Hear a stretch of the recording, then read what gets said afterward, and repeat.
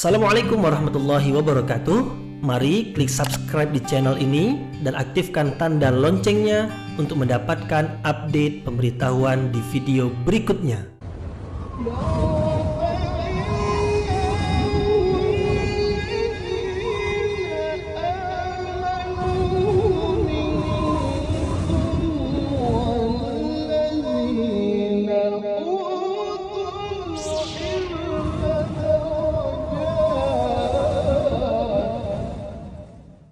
A'udzubillahi minasyaitonirrajim. Bismillahirrahmanirrahim. Assalamualaikum warahmatullahi wabarakatuh.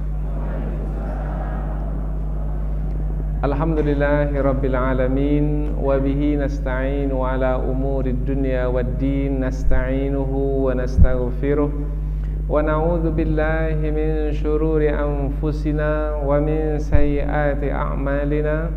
فمن يهده الله فلا مضل له ومن يضلل فلا هادي له أشهد أن لا إله إلا الله وحده لا شريك له وأشهد أن محمدا عبده ورسوله لا نبي بعده أما بعد. Kita bersyukur kepada Allah Subhanahu wa taala yang masih melimpahkan rahmat dan nikmat-Nya. Kita bersyukur dengan mengucapkan Alhamdulillahi Rabbil Alamin. Tidak lupa pula bersalawat kepada Rasulullah dengan mengucapkan Allahumma salli ala Sayyidina Muhammad wa ala ali Sayyidina Muhammad. Dan bersalam kepada Rasulullah dengan mengucapkan Assalamu alayka ya Rasulullah. Alhamdulillah kita dapat kembali meneruskan pengajian tafsir ayat-ayat suci Al-Quran, yang insyaAllah kita akan teruskan kepada ayat yang ke-6 dari surah Al-Ma'idah.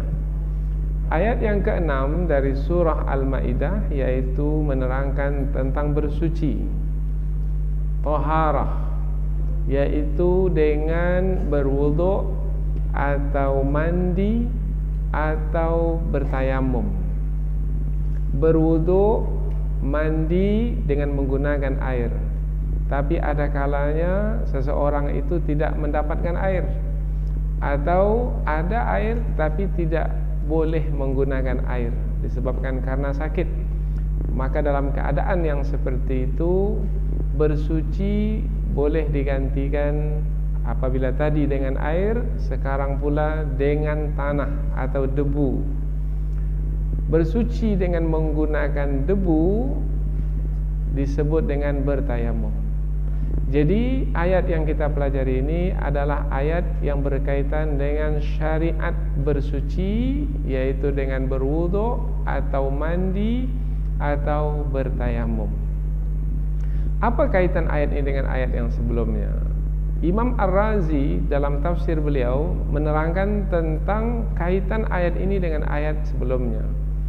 Apabila kita perhatikan dari awal surah Al-Ma'idah, Allah menyeru orang-orang beriman, ya ayyuhalladzina amanu aufu bil uqud. Wahai orang-orang beriman, penuhilah, tepatilah janji-janjimu. Allah menyeru orang-orang beriman. Sekarang sekali lagi Allah memulai ayat ini dengan menyeru orang-orang beriman juga. Wahai orang-orang beriman, ya ayyuhalladzina amanu idza qumtum ila shalah. Apabila kamu hendak mengerjakan salat. Maka Imam Ar-Razi menyebutkan kaitannya adalah ayat ini adalah ayat yang menerangkan tentang hukum yang sama dengan ayat yang sebelumnya. Bedanya adalah kalau yang sebelumnya adalah tentang hukum makanan dan juga perkawinan, makanan dihalalkan ini, diharamkan yang ini. Perkawinan juga dihalalkan yang dengan ini, tetapi diharamkan apabila dengan yang ini. Halal haram, hukum makanan, hukum perkawinan. Nah, sekarang pula Allah terangkan pula tentang hukum berikutnya, yaitu hukum berwuduk. Ia adalah satu kemestian apabila hendak mengerjakan salat. Kemudian diterangkan dengan lebih terperinci lagi. apabila hukum yang berkaitan dengan makanan dan perkawinan itu adalah rahmat Allah, karena ia adalah sebagai petunjuk bagi manusia. Karena ketika Allah menghalalkan sesuatu, pasti itu adalah baik bagi manusia. Ketika Allah mengharamkan sesuatu, pasti yang diharamkan itu adalah buruk bagi manusia. Bermakna penetapan halal dan haram dari sisi Allah berkaitan dengan makanan dan minuman yang ia adalah kehidupan keseharian manusia, maka ia adalah rahmat Allah kepada manusia. Jadi setelah Allah menerangkan tentang rahmat dari sisinya, yaitu penetapan halal dan haram berkaitan dengan makanan dan perkawinan, sekarang pula itu dari Allah kepada manusia. Sekarang pula yang dari manusia kepada Allah apa? Maka Allah tetapkan yang dari manusia kepada Allah adalah mendirikan salat atau mengerjakan salat. Tetapi salat itu baru diterima apabila memenuhi syaratnya. Syarat salat diantaranya adalah bersuci, yaitu dengan berwuduk. Kalau berhadas kecil, berwuduk. Kalau berhadas besar, mandi. Itu dengan menggunakan air. Kalau tidak mendapatkan air bagaimana? Tayamum. Nah, berwuduk, mandi, tayamum, ini adalah beribadah kepada Allah. Ini ibadah bersuci namanya. Setelah ibadah bersuci, barulah boleh beribadah yang berikutnya, yaitu beribadah salat kepada Allah. Jadi setelah Allah menerangkan tentang apa yang ia berikan kepada hamba-hambanya, orang-orang beriman, Allah terangkan pula apa yang sepatutnya dilakukan oleh hamba-hamba itu kepada Allah. Jadi ada timbal baliklah, yaitu dari Allah berupa rahmat kepada hamba, dan dari hamba itu adalah berupa ibadah yang dilakukan kepada Allah, dan semata-mata karena Allah Subhanahu wa taala. Jadi kaitan antara ayat ini dengan ayat yang sebelumnya sangat erat sekali, yaitu sama-sama dalam kumpulan ayat-ayat yang berkaitan dengan hukum. Sekarang kita lihat ayat ini dengan lebih terperinci lagi melalui tafsirnya. Namun kita akan membacanya terlebih dahulu, kemudian kita akan terjemahkan kata per kata dari ayat ini. Tujuannya adalah terjemahan itu supaya mendekatkan kita kepada makna ayat, sehingga ketika kita mentafsirkannya nanti lebih mudah untuk memahaminya. Allah Subhanahu wa taala berfirman, A'udzu billahi minasyaitonir rajim. Bismillahirrahmanirrahim.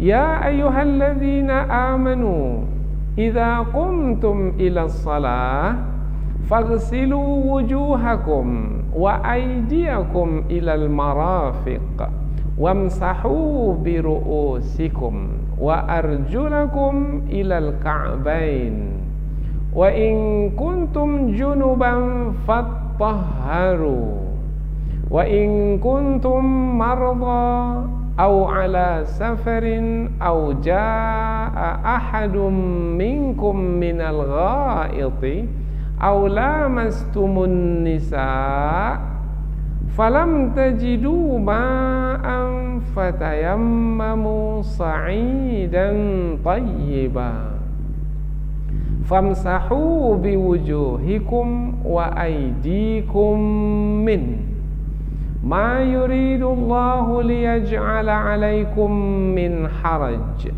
walakin yuridu liyutahhirakum wa liyutimma ni'matahu 'alaikum la'allakum tashkurun. Allah berfirman, Ya ayyuhalladzina amanu, wahai orang-orang beriman, idza qumtum ila shalah, apabila kamu hendak mengerjakan salat, faghsilu wujuhakum, maka basuhlah wajahmu. Kalau kepada satu orang, wajahmu. Kalau kepada ramai orang, banyak orang, wajah-wajahmu. Wa aydiyakum ilal marafiqi, dan tanganmu atau tangan-tanganmu sampai kepada siku. Wamsahu biru'usikum, dan usaplah sebahagian dari kepalamu. Yang dimaksud adalah rambut yang ada di kepala. Wa arjulakum ilal ka'bain, dan kaki-kakimu sampai kepada kedua mata kaki. Wa in kuntum junuban fatahharu, dan jika kamu dalam keadaan junub, yaitu berhadas besar. Kalau tadi berhadas kecil, berwuduk. Tetapi apabila kamu berhadas besar, fatahharu, maka bersucilah kamu dengan mandi. Wa in kuntum marda, dan jika kamu dalam keadaan sakit, au ala safar, atau kamu dalam perjalanan, au jaa ahadum minkum minal ghaid, atau salah seorang di antara kamu datang dari tempat buang hajat, maknanya dia buang hajat berhadas kecil, yaitu membuang kotoran. Tempat hajat seperti umpamanya WC, umpamanya toilet. Aw lamastumun nisa, atau kamu menyentuh wanita-wanita, falam tajidu ma'an, dan kamu tidak mendapati air untuk berwuduk. Kalau berhadas besar, untuk mandi tidak mendapatkan air, fatayammamu, maka bertayamumlah kamu, sa'idan tayyiba, yaitu dengan menggunakan tanah atau debu yang bersih atau yang suci, yang tidak ada najis di debu tersebut. Famsahu biwujuhikum, lalu usaplah wajahmu, kalau bentuk banyak, wajah-wajahmu, wa aidikum, dan tangan-tanganmu, minhu, darinya, yaitu dengan menggunakan debu yang suci tersebut. Ma yuridullah, Allah tidak menghendaki, liyaj'ala alaikum, untuk menjadikan ke atas kamu, min haraj, sesuatu yang sulit, tidak mendatangkan kesulitan ke atasmu. Walakin yuridu liyutahhirakum, akan tetapi Allah menghendaki untuk mensucikanmu atau membersihkanmu. Waliyutimma ni'matahu alaikum, dan supaya Allah menyempurnakan nikmatnya ke atasmu. La'allakum tashkurun, mudah-mudahan kamu bersyukur. Nah, ini terjemahan kata per kata atau huruf per huruf. Ini hanya sekedar memindahkan makna saja. Dari yang tadi katanya kata berbahasa Arab, yang sekarang katanya berbahasa Indonesia. Kita ulang sekali lagi dari awal ayat, kemudian kita akan pindah ke tafsir. Wahai orang-orang beriman, apabila kamu hendak mengerjakan salat, maka basuhlah wajahmu dan tanganmu sampai ke siku, dan sapulah sebahagian dari kepalamu dan kakimu hingga kepada kedua mata kaki. Dan jika kamu dalam keadaan junub, maka mandilah, yaitu mandi junub. Dan jika kamu dalam keadaan sakit, atau kamu dalam perjalanan, atau salah seorang di antara kamu datang dari tempat membuang kotoran, atau kamu menyentuh wanita dan kamu tidak mendapati air untuk bersuci, maka bertayamumlah dengan debu yang bersih atau yang suci, dan sapulah wajahmu dan kedua tanganmu darinya. Dan Allah tidak menghendaki untuk menjadikan atau menetapkan kesulitan ke atasmu, akan tetapi menghendaki untuk membersihkanmu, dan supaya Allah menyempurnakan nikmatnya ke atasmu. Mudah-mudahan kamu bersyukur. Tafsir ringkas dari ayat ini sebelum kita pindah ke tafsir yang lebih panjang. Ayat ini menerangkan tentang hukum bersuci apabila hendak mengerjakan salat. adalah suatu kemestian untuk bersuci apabila mau mengerjakan salat. Artinya syarat untuk sahnya salat adalah bersuci, berwuduk kalau hadasnya hadas kecil, dan mandi kalau hadasnya hadas besar, itu dengan air. Kalau tidak ada air, bertayamum. Apabila tidak bersuci kemudian mengerjakan salat, maka salatnya tidak sah. Jadi syarat sah salat adalah bersuci, yaitu berwuduk, mandi, atau bertayamum. Berarti Allah Subhanahu wa taala melalui ayat ini menetapkan hukum bersuci itu adalah suatu kemestian apabila hendak mengerjakan salat.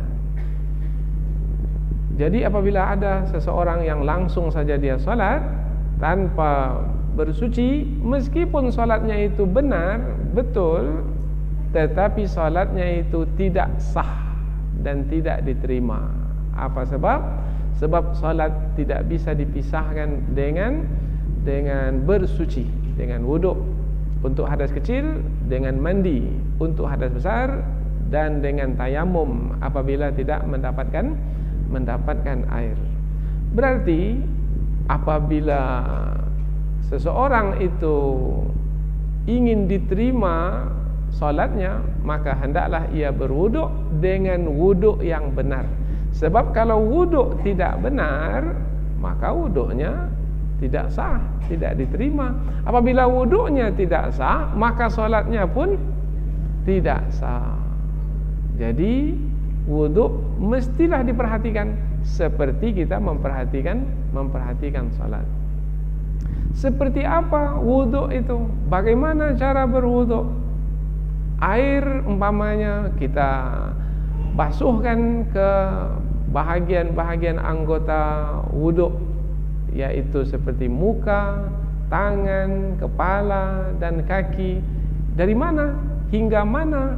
Nah, inilah yang diterangkan di dalam ayat ini. Apa yang lebih dahulu dibasuh, kemudian apa yang berikutnya juga diterangkan. Apakah perlu niat atau tidak, juga diterangkan dalam ayat ini. Jadi ayat ini menerangkan tentang bagaimana berwuduk dengan wuduk yang benar. Namun di sana ada hadis-hadis Rasulullah yang juga menerangkan tentang bagaimana berwuduk, melengkapi ayat ini. Nah, ayat ini menerangkan tentang yang wajib-wajib di dalam berwuduk. Nanti ada pula yang sunat-sunat dalam berwuduk. Umpamanya meniga kalikan ketika membasuh, itu hukumnya sunat. Umpamanya memasukkan air ke mulut, ke hidung, tak disebutkan dalam ayat ini, tetapi itu disebutkan di dalam hadis. Itu adalah yang sunat-sunat. Kemudian telinga, dalam ayat ini tak ada disebut telinga. Sementara kita ketika berwuduk juga membasuh telinga kita. Nah, itu adalah yang sunat di dalam berwuduk. Jadi ayat ini menerangkan tentang yang wajib-wajib di dalam berwuduk. Sekarang kita lihat ayat ini dengan lebih terperinci lagi melalui tafsir, yaitu penjelasan yang lebih panjang dari ayat. Tujuan tafsir, tujuan penjelasan yang lebih panjang supaya kita lebih mengetahui maknanya dan mudah bagi kita untuk mengamalkan petunjuk yang ada dalam ayat ini, sehingga nanti ketika berwuduk menjadi lebih yakin lagi berwuduk. Setelah sebelum ini sudah berwuduk, tetapi setelah ini ketika berwuduk dengan mendapatkan ilmu, maka kita akan menjadi lebih yakin lagi dalam berwuduk. Kadang-kadang ada yang berwuduk, ilmunya itu didapatkan sejak di sekolah SD dahulu, sekolah rendah dahulu, sampai sekarang masih ilmu itu juga yang diamalkan. Nah, setelah belajar-belajar, rupanya ada juga yang masih lagi belum betul di dalam berwuduk. Nanti kita akan bahaskan insyaAllah. Sekarang kita mulai dahulu dari permulaan ayat. Permulaan ayat berisi seruan kepada orang-orang beriman. Ya ayyuhalladzina amanu, wahai orang-orang beriman. Seruan Allah kepada sebahagian manusia, yaitu hanya kepada orang-orang beriman saja. Allah tak menyeru seluruh manusia. Dalam ayat yang lain Allah menyeru seluruh manusia, ya ayuhan nas, wahai manusia, seluruh manusia tanpa terkecuali. Tapi dalam ayat ini Allah menyeru orang-orang beriman saja. Apa maknanya? Apa tafsirannya? Ini sudah kita terangkan berkali-kali sebelum ini, karena kita sudah menjumpai permulaan ayat yang seperti ini di ayat-ayat yang sebelum ini. Apabila Allah menyeru orang-orang beriman, bermakna ada kewajiban yang akan Allah terangkan setelah seruan tersebut. Apa sebab? Sebab kewajiban itu hanyalah akan dijalankan oleh orang-orang beriman saja. Atau dengan perkataan lain, Allah menyeru orang-orang beriman sebab mereka itu adalah orang-orang yang memiliki iman di dalam hati, dan dengan iman itu mereka mau menjalankan kewajiban. Dan Allah hanya menyeru orang yang mau menjalankan kewajiban untuk menerangkan kewajiban kepadanya. Allah tak menyeru seluruh manusia untuk menjalankan kewajiban. Apa sebab? Sebab apabila manusia itu tidak beriman kepada Allah, ada gunanya seruan untuk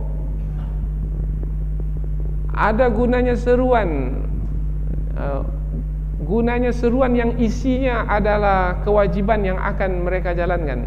Tak ada gunanya. Apa sebab? Sebab mereka tidak beriman kepada Allah dan tidak akan membuktikan keimanan itu dengan menjalankan kewajiban yang diterangkan kepada mereka. Jadi Allah hanya menerangkan kewajiban kepada orang-orang yang berguna. Penerangan kewajiban itu kepada mereka, karena mereka dengan iman yang ada pada mereka, mereka akan segera menjalankan kewajiban tersebut. Jadi ketika Allah menyeru wahai orang-orang beriman, maka tafsirannya kalau mau lebih teratur susunan katanya, wahai orang-orang beriman, aku menyerumu sebagai orang-orang yang telah beriman kepadaku, dan aku mengetahui bahwasanya kamu dengan iman yang ada padamu itu, kamu akan membuktikannya dengan menjalankan kewajiban yang akan kuterangkan setelah ini. Kewajiban yang akan kuterangkan setelah ini adalah berwuduklah kamu, mandilah kamu, bertayamumlah kamu sebelum kamu beribadah kepadamu, sebelum kamu mengerjakan salat seperti yang kuperintahkan kepadamu. Jadi ayat ini adalah ayat yang menerangkan tentang kewajiban yang mesti dijalankan, dan hanya orang beriman yang akan menjalankan. Sama seperti ibadah puasa. Semua manusia mau menahan-nahan lapar, menahan haus. Tak semua manusia. Siapa manusia yang mau menahan lapar, menahan haus? Hanya orang-orang beriman. Maka Allah pun menyuruh, ya ayyuhalladzina amanu, wahai orang-orang beriman, kutiba alaikumusiyam, diwajibkan atas kamu berpuasa. Mengapa Allah seru orang-orang beriman? Sebab hanya orang beriman yang mau berpuasa. Orang biasa tak mau berpuasa. Bahkan orang yang mengaku beriman pun tak mau berpuasa. Kalau kita tanya, Bapak beriman, tapi mengapa Bapak tak puasa? Nah, karena hanya mengaku itu hanya di mulut saja. Sementara orang yang beriman sebenarnya bukan dengan pengakuan di mulut, tetapi dengan ketetapan di dalam hati. Maka di dalam ayat ini Allah menyuruh orang beriman yang betul-betul ada iman di dalam hati mereka, dan merekalah yang akan bermanfaat seruan ini. Seruan Allah adalah idza qumtum ila shalah, apabila kamu hendak mengerjakan salat. Di dalam ayat ini apabila kita terjemahkan secara harfiah, maka terjemahannya adalah apabila kamu mengerjakan salat. Apabila kamu mengerjakan salat. Apabila kita terjemahkan seperti ini, maka kita susah untuk memahaminya. Baru mudah kita untuk memahaminya apabila kita tambah kata. Nah, tambahan kata inilah yang disebut dengan tafsir, yaitu tambahan kata apabila kamu hendak mengerjakan salat. Apa sebab? Sebab wuduk itu bukan bahagian dari solat. Wuduk itu adalah ibadah di luar solat dan dilakukan sebelum solat, dan ia terpisah dari solat, terpisah. Jadi makna ayat ini, apabila kamu hendak mengerjakan solat, maka hendaklah kamu berwuduk. Selesai berwuduk, baru kerjakan solat. Kemudian ada lagi yang mesti juga disampaikan di dalam tafsir, yaitu apabila kamu hendak mengerjakan solat yang mana keadaan kamu itu berhadas kecil. Nah, yang mana keadaan kamu berhadas kecil tak ada disebut dalam ayat ini. Maka hendaklah kamu membasuh mukamu. Apabila kamu berhadas kecil, maka hendaklah kamu membasuh mukamu. Dan seterusnya sampai ke akhir ayat. Artinya hendaklah kamu berwuduk. Tetapi kalau tidak berhadas kecil, dalam keadaan suci, apakah perlu lagi kita berwuduk apabila kita ingin mengerjakan solat? Tak perlu. Tak perlu. Jadi tafsiran untuk ayat ini perlu ditambah kata, apabila kamu hendak mengerjakan salat dan kamu dalam keadaan berhadas kecil, maka berwuduklah kamu. Tetapi apabila kamu tidak berhadas kecil, tak perlu kamu berwuduk. Boleh tak wuduk kita untuk solat maghrib itu kita pakai juga untuk solat isya? Boleh. Untuk solat subuh? Boleh, asal tak batal. Asal tidak batal. Kalau batal memang tak boleh lah. Apa sebab? Sebab Nabi pada waktu pembukaan kota Mekah 5 salat Nabi kumpulkan dalam satu wuduk. Satu wuduk saja. Dengan wuduk yang satu itu, salat subuh, salat zuhur, salat asar, salat maghrib, salat isya. Tetapi kalau kita mau memperbaharui wuduk, boleh atau tidak? Boleh, silahkan. Itu hukumnya sunat saja. Dapat pahala, yaitu dapat 10 kebaikan. Seperti yang disebutkan dalam hadis riwayat Imam Abu Daud dan At-Tirmizi. Barang siapa yang berwuduk sementara dia dalam keadaan masih lagi bersuci, tidak berhadas kecil, kemudian dia tetap juga berwuduk, bermakna dia memperbaharui wuduknya, maka dia mendapat 10 kebaikan.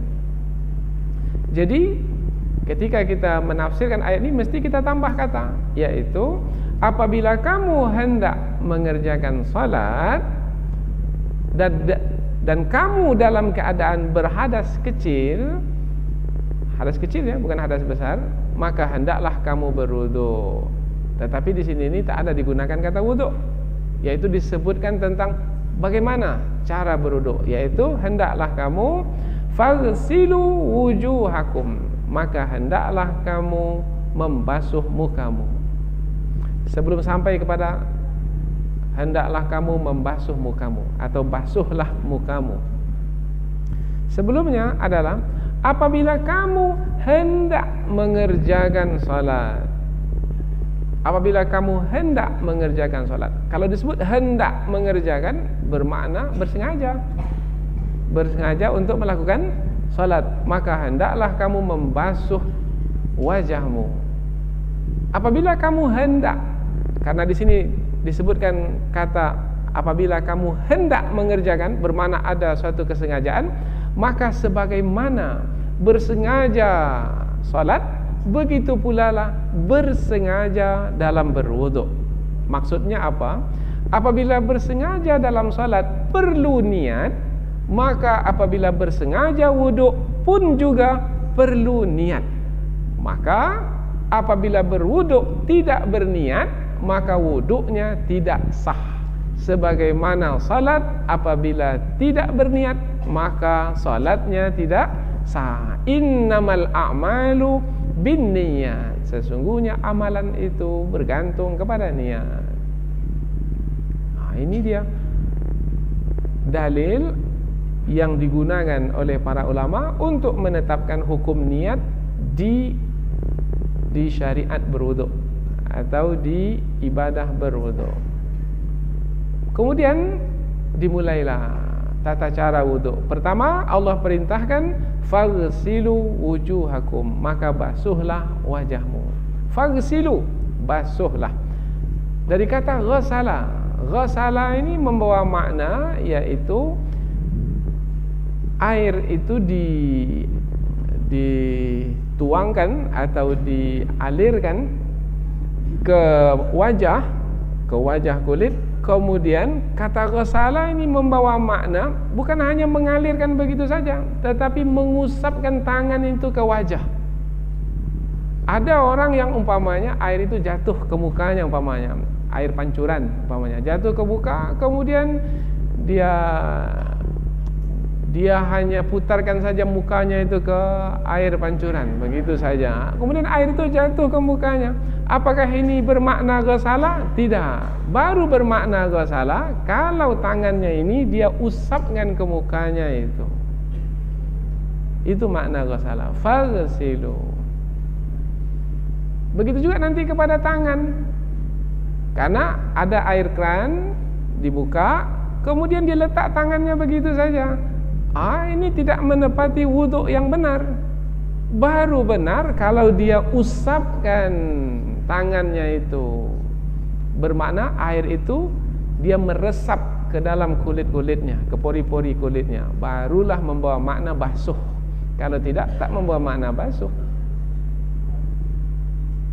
Ini kata Al-Quran. Kata yang terdapat dalam Al-Quran itulah maknanya, dan itu mesti dipakaikan nanti ketika berwuduk. Wujuhakum, wajahmu. Mana yang dimaksudkan dengan wajah? Yang dimaksudkan dengan wajah adalah mulai dari tepi kening yang paling tinggi, yang paling atas, yaitu yang berbatas dengan rambut, sampai kepada dagu yang paling bawah. Ini atas, ini bawah. Kemudian yang kiri kanan pula, dari tepi telinga kanan sampai kepada tepi telinga kiri. Itulah wajah. Jadi kalau sebahagian saja kening atasnya tak kena, tak sampai pula ke tepi telinga, dagunya tak masuk, maka tidak sempurna membasuh muka. Tak sempurna membasuh muka, maka wuduknya tidak sah. Wuduk tidak sah, solatnya pun tidak sah.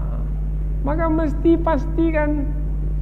Karena ada ibu-ibu yang malas membuka jilbabnya, atau bapak-bapak yang malas membuka kopiahnya, kemudian dia basuh yang nampak itu saja, sementara tak sempurna sebagai wajah, maka tak sempurnalah wuduk yang ia lakukan. Wa aydiyakum ilal marafiqi, dan basuh jugalah kedua tanganmu hingga ke siku. Kedua tangan hingga ke siku. Siku yang ini, siku ini. Siku. Ini ada pergelangan tangan. Satu, pergelangan tangan ini antara al-kaffu, ini apa nih, telapak tangan bersambung dia dengan lengan tangan ini, lengan tangan bagian tengah. Kemudian lengan tangan bagian tengah ini bersambung dengan lengan bagian atas. Nah, persambungan ini satu, dan ini satu lagi. Yang kedua ini disebut al-marafiq, al-mirfaq. Di dalam ayat ini, ilal marafiqi, ke siku, sebahagian besar ulama memahaminya adalah ma'al marafiq, bersama dengan siku. Berarti siku ini masuk ke dalam anggota wuduk. Berarti siapa yang berwuduk tidak memasukkan sikunya sampai di bawah siku saja, maka wuduknya tidak sah. Karena kata ila di sini membawa makna ma'a, yaitu bersama, masuk sekali siku itu. Tapi di sana ada juga pendapat yang mengatakan kata ila ini membawa makna batas. Jadi kalau sudah sampai ke siku, sudah, berarti sudah cukup. Tetapi itu adalah sebahagian kecil dari para ulama berpendapat demikian. Kemudian kalau kita ambil yang lebih hati-hati, yaitu dengan memasukkan siku, maka kita lebih selamat daripada kita ambil yang lebih sedikit. Nah, kalau lebih sedikit, yaitu di bawah siku saja, andaikan yang Allah kehendaki adalah siku sekali, bagaimana? Tak masuklah amalan yang kita lakukan. Maka supaya berhati-hati, ambil, yaitu dengan membawa siku sekali. Berikutnya lagi, wamsahu biru'usikum. Setelah tangan, kemudian usaplah kepalamu. Wamsahu biru'usikum. Wamsahu, usaplah atau sapulah. Ini berbeda dengan tadi. Kalau tadi basuhlah. Basuhlah dari kata ghasala. Ini wamsahu maknanya sapulah. Berarti kalau sapu ini maknanya adalah air kita letakkan di tangan, umpamanya air jatuh dari keran, kemudian kita basahkan tangan, kemudian tangan yang basah itu kita sapukan ke kepala. Itu makna sapu. Jadi tak perlu lagi diusap-usap pula kepala, tak perlu. Kalau tadi membersihkan dengan membasuh itu perlu usap-usap, tetapi kalau untuk rambut kepala tak perlu diusap, dia hanya disapu saja. Maka kita lihat ada orang yang menyapu kepalanya, dibasahkan tangan, disapukan ke belakang. Apakah disapukan lagi ke depan? Nah, ini kaitannya dengan hadis Nabi, yaitu sunat hukumnya dari depan kemudian terus ke belakang. Seberapa banyak kepala itu disapu? Ada perbedaan pendapat para ulama, yaitu semua rambut yang ada di kepala. Itu pendapat yang pertama. Pendapat yang kedua, 1/4. Ini mazhab Hanafi. Pendapat yang ketiga, ini pendapat yang agak longgar, yaitu sebahagian dari rambut kepala. Ini mazhab Imam Syafi'i. Sebahagian dari rambut kepala. Sebahagian itu berapa banyak? Maka diberikanlah penjelasannya, yaitu bahagian atas dari kepala, yaitu jambul ini, bahagian atas. Nah, bahagian atas itu berapa? Sedikit-sedikitnya berapa? Maka diterangkan pula sebanyak 3 helai rambut paling kurang. Nah, sebanyak itulah. Kalau wanita, kalau rambutnya panjang bagaimana? Maka usaplah yang bahagian dekat dengan kepalanya itu, yaitu sebahagian dari rambut kepala. Mengapa perbedaan ini berlaku? Sebab ada kata bi. Pada kata bi ru'usikum, Allah tidak menyebut wamsahu ru'usakum. Kalau Allah menyebut tanpa bi, wamsahu ru'usakum, maka maknanya adalah seluruh rambut di kepala mesti diusap. Tetapi karena Allah menambah kata bi, dengan penambahan kata bi ini terjadi perbedaan pendapat. Perbedaan pendapat itu membawa rahmat, yaitu kalau orang yang sedikit rambut di kepalanya, dia bisa amalkan. Umpamanya kalau rambutnya sedikit saja, maka dia bisa amalkan dengan membasuh seluruh rambut di kepalanya. Tapi kalau rambutnya panjang bagaimana? Maka menjadi berat. Maka dengan ada kata bi, huruf bi ru'usikum, maka ada 3 kemungkinan, dan kemungkinan itu diperakui, dan ini bisa dilihat di dalam pembahasan fikih di kitab-kitab fikih. Kita ini karena mengaji tafsir, kita hanya ingin menerangkan bi itulah, kata ba itulah yang menerangkan tentang perbedaan pendapat, bahwasanya menyapu rambut di kepala itu ada yang memahaminya seluruh kepala, ada yang memahami sebahagian, ada yang memahami 1/4 saja. Wamsahu biru'usikum wa arjulakum ilal ka'bain. Wa arjulakum, wa arjula. Jula la di sini bukan wa arjuli. Nah, kalau kita belajar bahasa Arab, sebelumnya ada kata biru'usikum. Bi ini membuat kata setelahnya berbaris di bawah. Biru'usi, si. Biru'usikum. Kalau wa arjul ini adalah lanjutan dari bi itu yang dipengaruhi oleh bi, maka dia menjadi wa arjulikum. Tetapi karena dia wa arjula lakum, bermakna kembalinya bukan kepada wamsahubi, tetapi kembalinya adalah kepada faghsilu. Berarti maknanya untuk kaki, membasuh kaki itu tak sama dengan menyapu kepala. Kalau menyapu kepala adalah dengan meletak air di tangan kemudian menyapunya, tetapi untuk kaki, membasuh kaki tersebut dengan mengusap-usapnya kembali, sama seperti pada muka dan kedua tangan. Jadi ada perbedaan? Ada. Untuk muka mengusap-usap, membasuhnya dengan mengusap-usap. Untuk kedua tangan membasuhnya dengan mengusap-usap.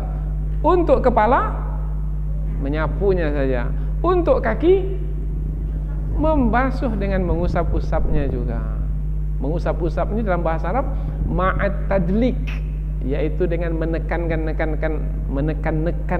tangan itu ke kulit itu sehingga air masuk ke dalam pori-pori kulit hingga ke bawah kulit. Membasuh kaki dan basuhlah kakimu ilal ka'bain, sampai kedua mata kaki. Mata kaki itu adalah yang menonjol dari kaki kita, yang berada di atas telapak kaki kita itu. Ada yang menonjol. Nah, tulang yang menonjol itu disebut al-ka'bain. Dua tulang itu menonjol, itu adalah al-ka'bain. Jadi membasuh kaki itu sampai di situ saja. Dan kedua mata kaki itu termasuk ke dalam yang dibasuh. Jadi jangan telapak kaki saja yang dibasuh, masukkan jugalah kedua mata kaki. Sampai ke lutut atau tidak? Tidak, tak ada disebut di sini sampai ke lutut. Kalau kita banding-bandingkan antara tangan dengan kaki, bentuk anggota tubuh tangan dengan kaki ini sama, yaitu kita ada telapak tangan, ada telapak kaki. Kemudian ada pergelangan tangan, ada pergelangan kaki. Ada siku tangan, ada lutut kaki. Kalau untuk tangan sampai ke siku, tetapi untuk kaki tak pula sampai ke lutut. Mestinya kalau untuk tangan sampai ke siku, maka untuk kaki pun sampai ke lutut. Karena ini adalah apa namanya ini? Persendian yang kedua ini. Di sini pertama, di sini kedua. Tapi untuk tangan pada yang kedua, untuk kaki pada yang pertama. Mengapa seperti ini? Mengapa seperti ini tak ada jawabannya. Apa sebab? Sebab yang menetapkannya adalah Allah. Dan syariat berwuduk ini sepenuhnya adalah dari Allah. Dan tidak ada penjelasannya. Lalu amalkan sajalah seperti apa yang Allah tetapkan. Mengamalkan seperti yang Allah tetapkan tanpa mempertanyakannya, itulah dia pembuktian keimanan. Maka disebut juga perkara ini sebagai ta'abbudiyah, yaitu beribadah. Dalam beribadah tak perlu bertanya-tanya. Mengapa solat subuh 2 rakaat? Tak perlu tanya. Solat saja. Mengapa subuh 2, zuhur 4, mengapa 4? Tak perlu tanya. Mengapa maghrib pula 3? Tak perlu tanya. Begitu juga dalam ayat ini. Mengapa membasuh tangan sampai ke siku, sementara membasuh kaki hanya sampai ke kedua mata kaki? Tak perlu tanya. Kalau dilogika-logikakan, tak perlu dilogika-logikakan. Karena perkara ini memang perkara ta'abbudiyah, yaitu perkara yang kaitannya dengan beribadah kepada Allah. Kalau mau buat kajian, silakanlah buat kajian, tak ada masalah. Silakan. Wa arjulakum ilal ka'bain, dan basuhlah kakimu hingga ke kedua mata kaki. Wa in kuntum junuban fatahharu, dan jika kamu dalam keadaan junub, maka mandilah, bersucilah dengan mandi. Yang tadi itu adalah apabila berhadas kecil. Apabila berhadas kecil, bersucinya dengan berwuduk.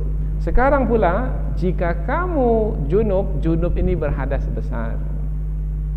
Junub dari kata janabah, mujanabah. Mujanabah ini maknanya menjauhkan. Orang yang junub adalah orang yang menjauhkan diri.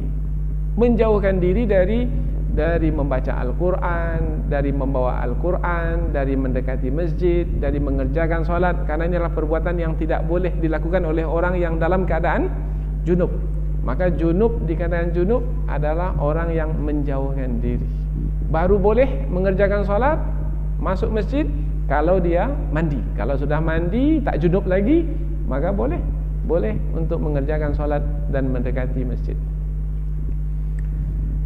Dan jika kamu dalam keadaan junub, fattahharu. Kata fattahharu di sini, fattahharu ada pakai tasdid. Fattahharu bermakna mandilah dengan sungguh-sungguh.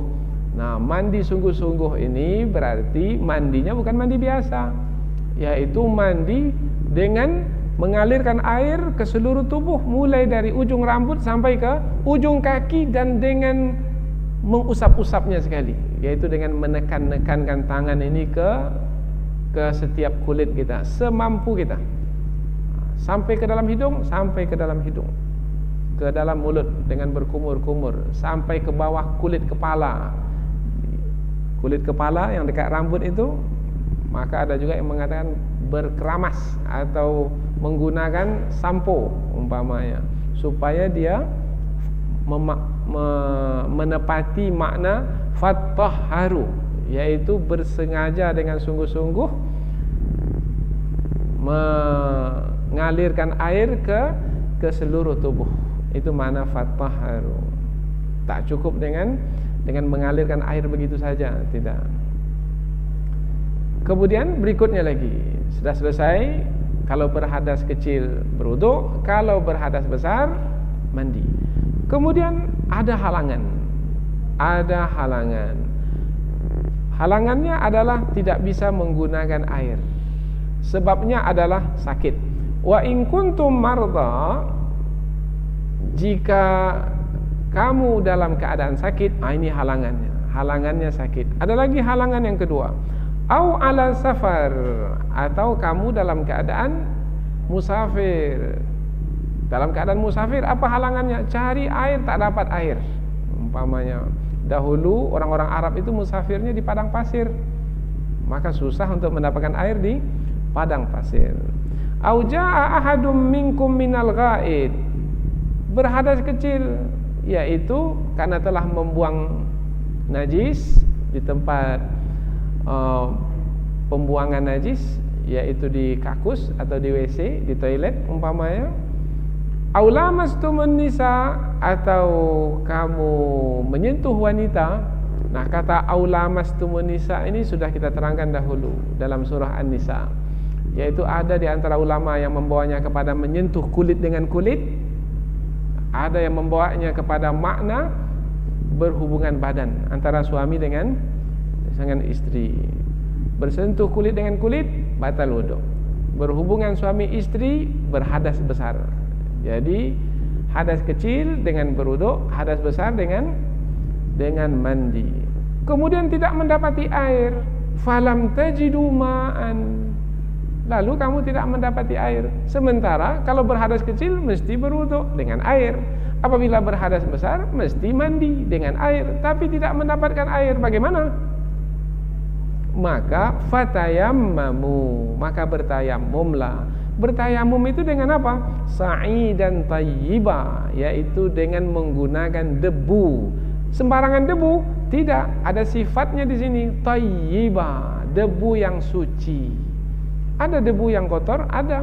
Umpamanya di atas tanah debu itu, umpamanya ada hewan itu membuang najisnya, membuang kotorannya, maka debu itu menjadi debu yang kotor. Maka pilihlah debu yang bersih, debu yang suci, dan gunakan untuk bertayamum. Bagaimana bertayamum? Famsahu biwujuhikum. Nah, ini kata famsahu dari kata masaha yamsahu, sama seperti tadi ketika mengusap kepala. Maka dengan debu yang suci itu usaplah wajahmu. Karena disebut di sini usap bermakna debu itu hanya diusapkan saja ke wajah, jangan ditekan-tekan pula lagi ke wajah. Atau jangan digosok-gosokkan tangan itu ke wajah, tidak, hanya menyapukannya saja. Ambil debu, tepukkan sehingga jatuh tanahnya. Apabila kita mengambil dari tanah, kemudian debu yang ada di telapak tangan itu diusapkanlah ke wajah. Wajah mulai dari seperti yang kita sebut tadi, dari pinggir kening atas sampai ke dagu bawah, sampai ke tepi telinga kanan dan kiri. Kalau bisa sekali jalan saja, karena itulah makna famsahu. Sekali jalan maknanya mengusapnya, menyapunya tanpa menekan-nekannya ke kulit.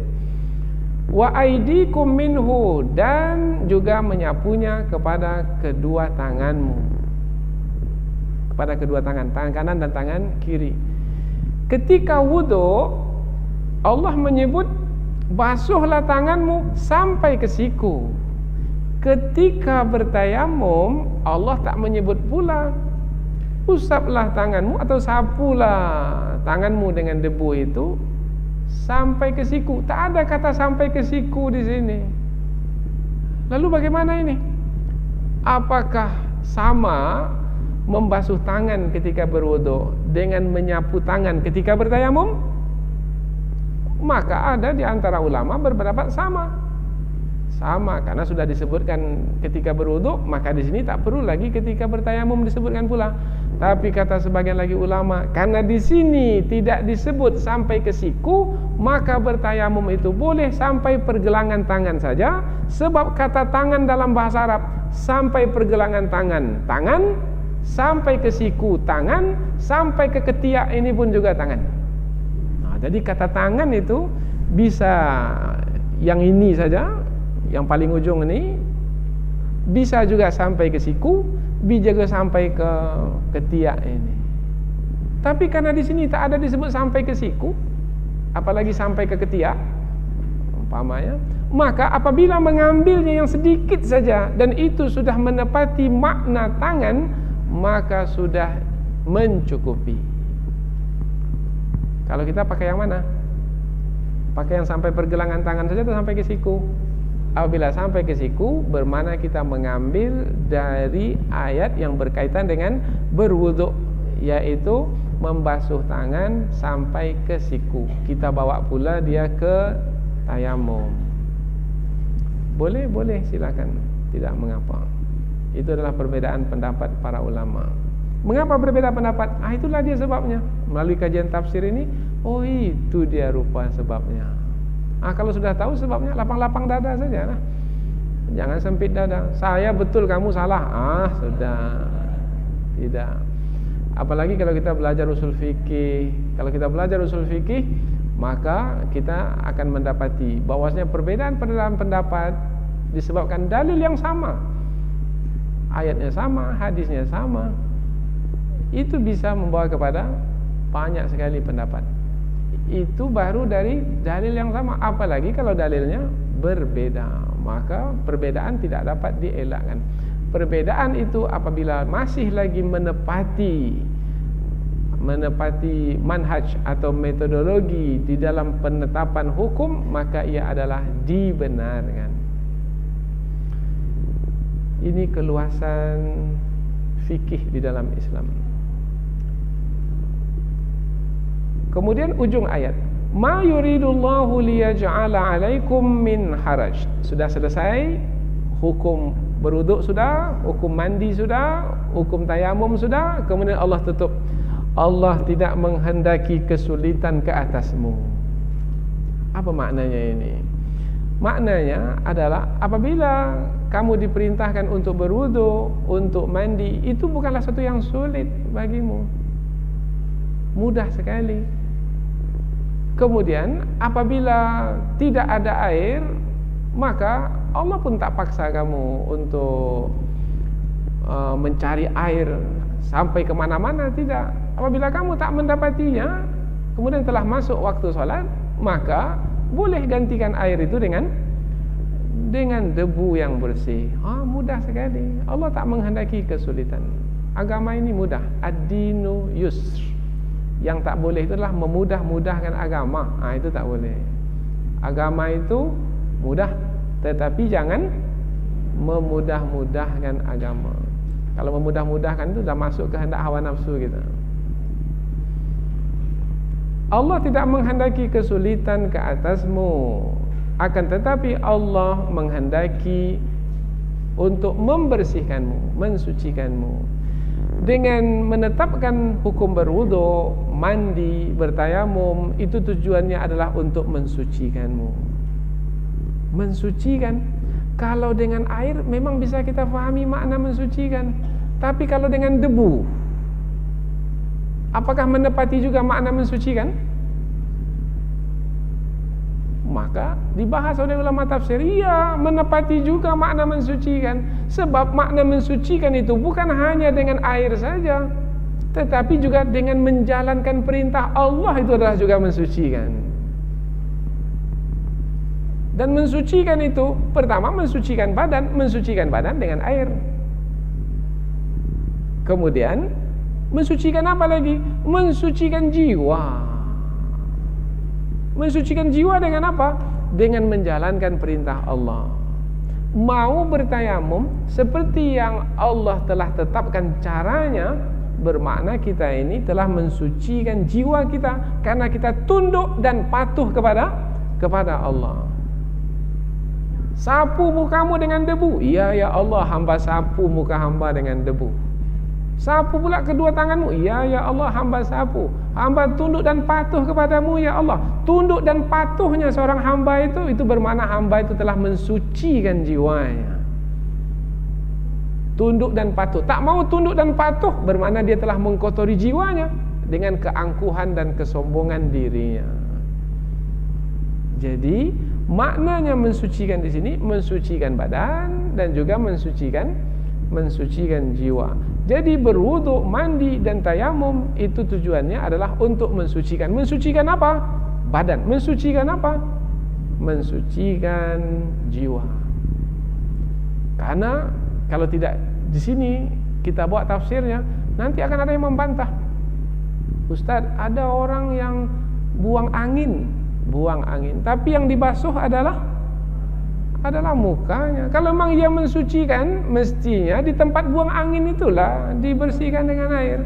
Tapi mengapa muka, tangan, kepala dan kaki? Maka kita akan mensucikan jiwa, yaitu dengan menjalankan perintah Allah. Karena itu adalah perintah Allah, kemudian mau menjalankannya, sucilah jiwanya.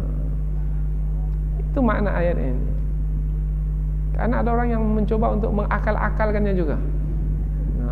Sementara perkara ini bukan kaitannya dengan akal, kaitannya ini adalah dengan ta'abbud, yaitu beribadah kepada Allah. Kalau disebut beribadah, mesti ikut kepada apa yang telah Allah tetapkan. Ujung ayat, wal yutimma ni'matahu 'alaikum, dan supaya Allah menyempurnakan nikmatnya atasmu. Allah tak menyusahkanmu, memberikan rukhsah kepadamu, keringanan kepadamu. Tak jumpa air dengan debu, sempurna nikmat Allah. Karena tetap dapat bersuci sebelum mengerjakan ibadah salat. La'allakum tashkurun, mudah-mudahan kamu bersyukur, yaitu memperakui Allah yang telah memberikan nikmat, supaya dengan bersyukur Allah akan tambahkan lagi nikmat ke atas nikmat yang telah diterima. Apa nikmat tambahan tersebut? Kamu dapat salat. Kalau tadi kamu membersihkan badanmu, membersihkan jiwamu, sekarang kamu sudah bersih suci dengan salat. Nanti kamu akan dapat berhubungan dengan Zat yang Maha Suci, Allah Subhanahu wa taala. Maka sempurnalah nikmat untukmu. Kalau tadi dengan mensucikan dirimu, sekarang pula dengan berhubungan dengan Zat yang Maha Suci. Mudah-mudahan kamu bersyukur. Inilah dia ayat yang menerangkan tentang bersuci, yaitu di dalamnya ada berwudu, mandi dan juga bertayamum. Mudah-mudahan ayat ini bisa memberikan tambahan pengetahuan kepada kita, yaitu tentang dalil dari ibadah wuduk yang selalu kita lakukan, atau ibadah mandi, atau ibadah tayamum yang kita lakukan. Mudah-mudahan ada manfaatnya. Subhanakallahumma bihamdika asyhadu an la ilaha illa anta wa astaghfiruka wa atubu ilaik. Wassalamualaikum warahmatullahi wabarakatuh.